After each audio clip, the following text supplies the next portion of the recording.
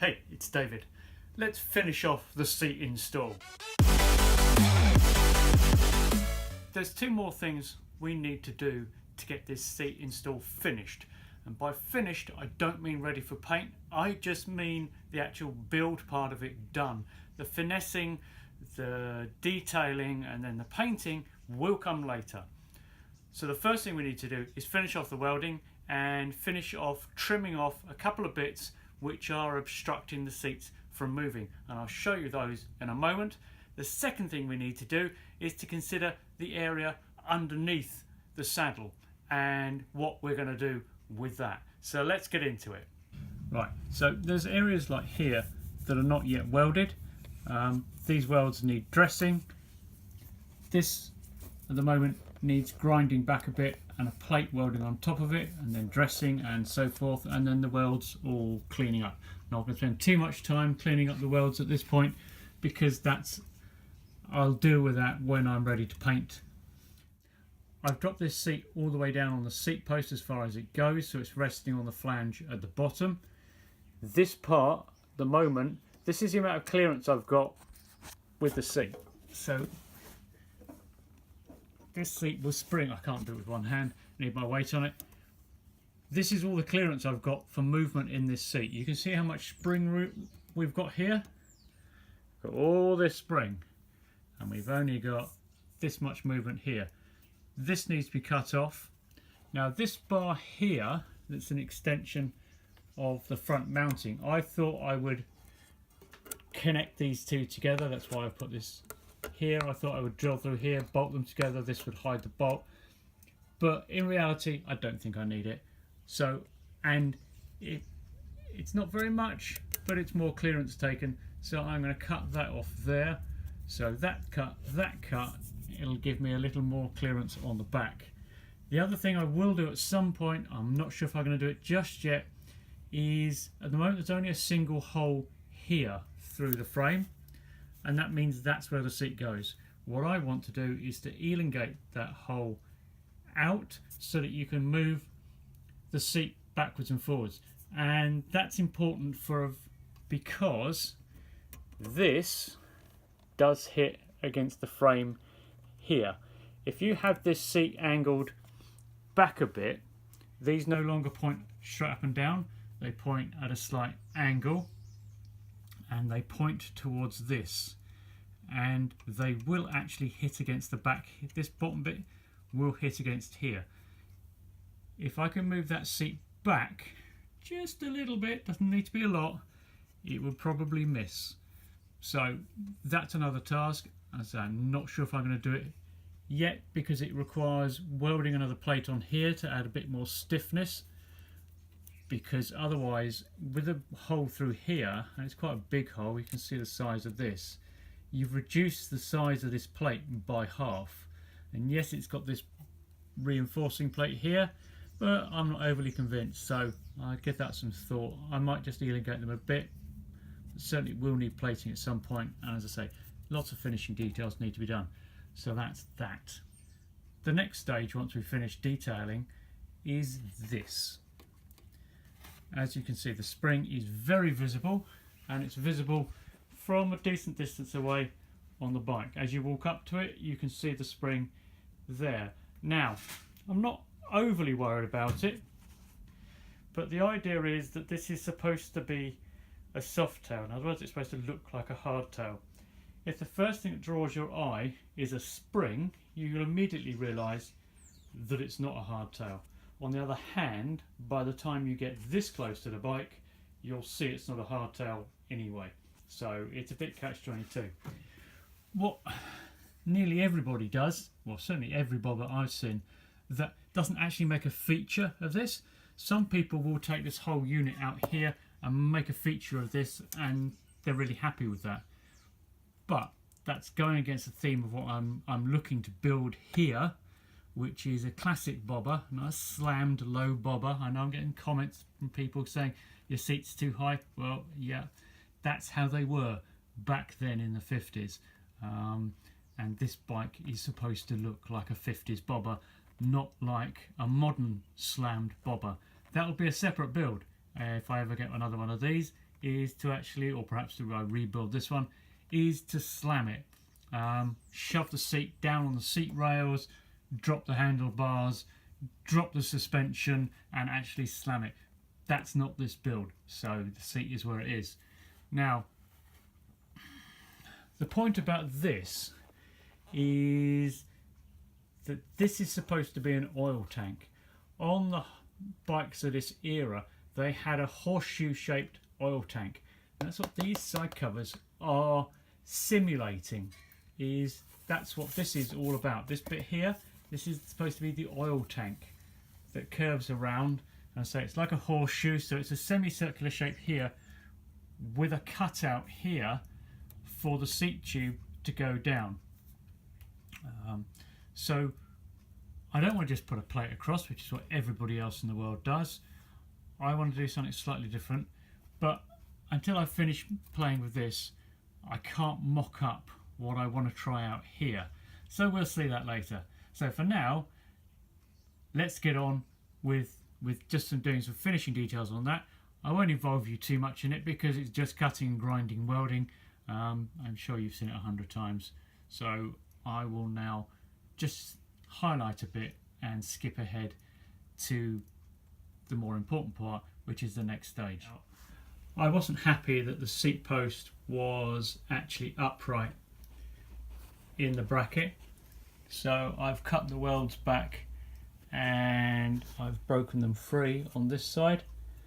So now I'm just going to get that more upright and weld it back up.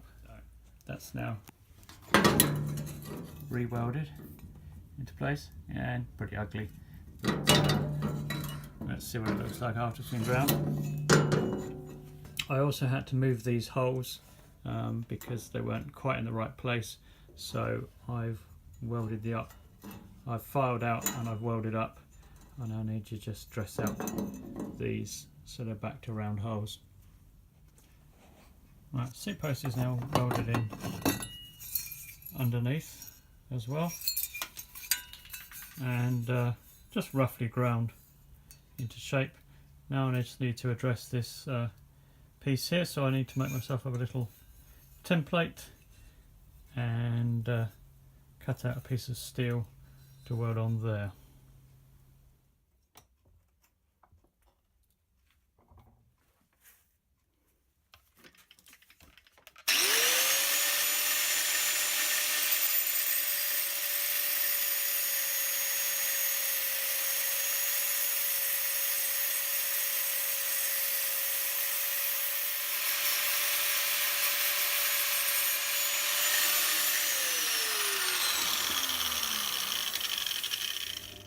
So with a piece of metal cut out and welded on, now I need to clean that weld up and let's see what it looks like on the bike. The bracket is now pretty much fully mocked up. There's still some finishing details. For example, there's a bit of a hole there in the weld and you can see it's a little bit rough behind there, but you don't really see that so much. I'm not so worried. That's got to be filled. There's a few bits and pieces like that need to be touched up. You can see the plate is on. Got a bit of a crack here, so clearly didn't penetrate fully, but it's decorative. Might live with it. It doesn't really have any function, as I say, other than be decorative, and it just follows the line of this so that when that's sprayed gloss black, like the frame, that should all merge in quite neatly. I'm in two minds about using these Allen heads.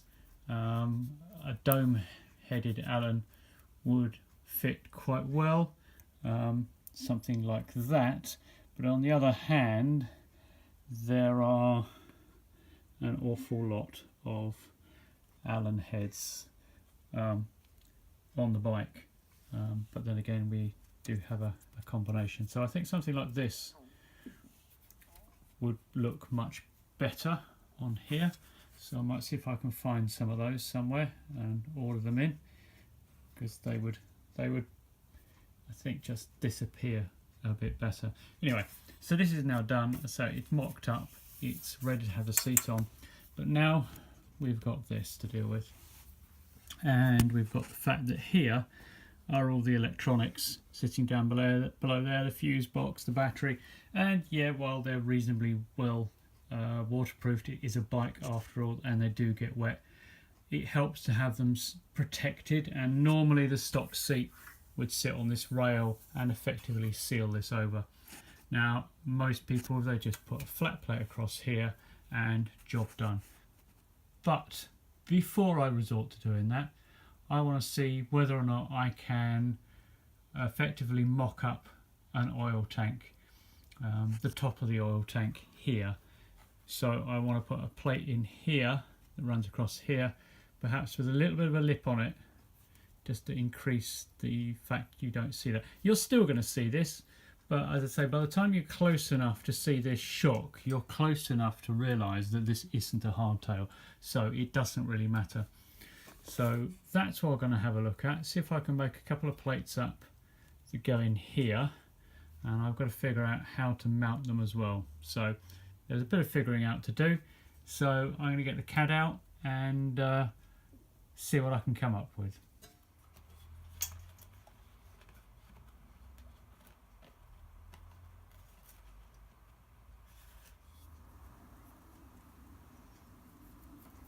Marking where the edge of the spring comes to.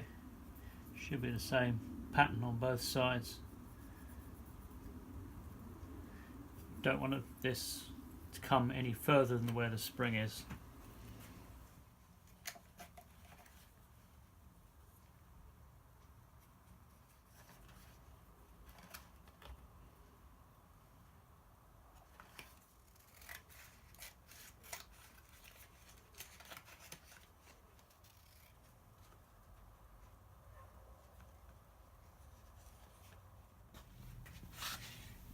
Okay, so this is what I'm thinking. Now, I'm sure to anybody else that does not say oil tank, but what I'm looking for is so you got to, if this was an oil tank in there, what you'd have is you'd have a flat piece of metal under here with a central bit missing, and very often a lip of metal just sticking up a bit. Now this is sticking up a bit more than a lip of metal would do, but I'm trying to hide this spring, and I think with painted black, I think that would tend to disappear into the bike. I mean, just putting a straight panel over there would do the job just as well, but I know what I want in my head. So this is what I'm looking at, and on this side, that's sitting down here on top of this plastic tray, which means that it will keep at least some of the water out from there.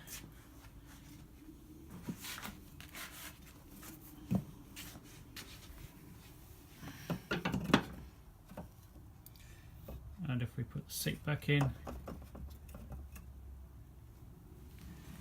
well, the spring is there if you know what you're looking for, and it is sort of obvious if you know what you're looking for,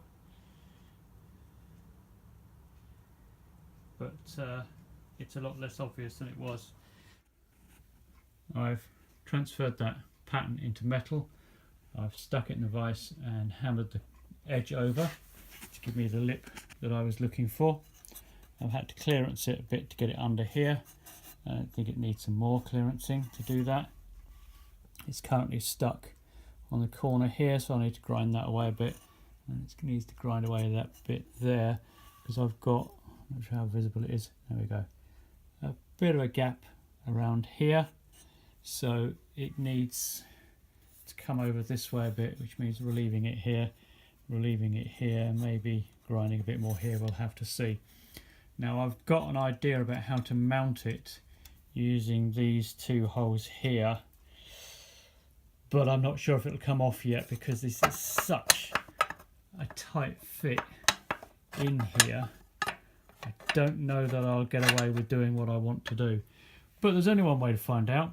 So first things first is I'm going to carry on clearancing and then see if I can bend up some pieces of metal, drill some holes and see what comes of that. But before I do that, what I'm just going to do is, even though it's not quite in the right place, because it's sort of stuck, I just put the saddle back on it and see what it looks like. And yeah, I chose this piece of metal partly because it's already painted black, so it gives me an idea of what the finished piece will look like. And so there we are. Now that I think is quite acceptable. And whilst that might well be the case, the fact is I'm now out of time yet again. It's amazing just how quickly the time passes when you're working in the shed with ideas.